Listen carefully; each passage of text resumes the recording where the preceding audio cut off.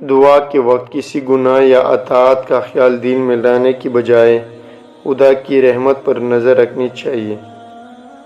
انسانی زندگی کا سب سے بہتر مصرف یہ ہے کہ ہر وقت اپنے پیدا کرنے والے کی یاد میں محور رہے۔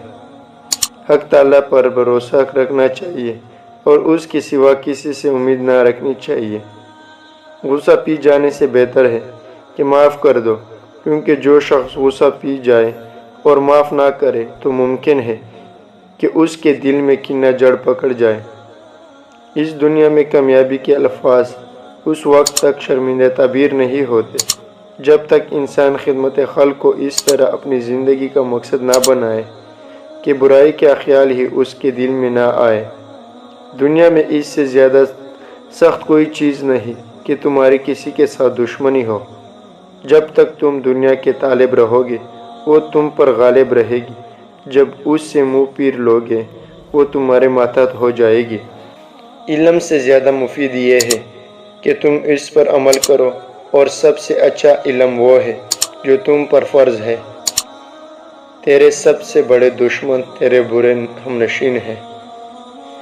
عمل بے اخلاص اور قول بے عمل ناقابل قبول ہے۔ شروع کرنا تیرا کام ہے اور تکمیل کرنا خدا کا کام ہے۔ خالق کا کر بننا چاہتا ہے تو مخلوق پر شفقت کر۔ بدگمانی تمام فائدوں کو بند کر دیتی ہے۔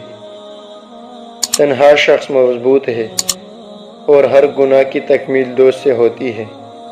زندگی کا اصل مزہ اسی میں ہے کہ ہمیشہ تکلیفوں اور مصیبتوں کا مقابلہ کرو اور اس کے ساتھ ساتھ مسکراتے بھی رہو۔ وہ جو اپنا تمام اثاثہ قسمت آزمائی اور حسن اتفاق کے بھروسے پر لگاتا ہے اکثر اوقات محتاج و مفلس ہو جاتا ہے۔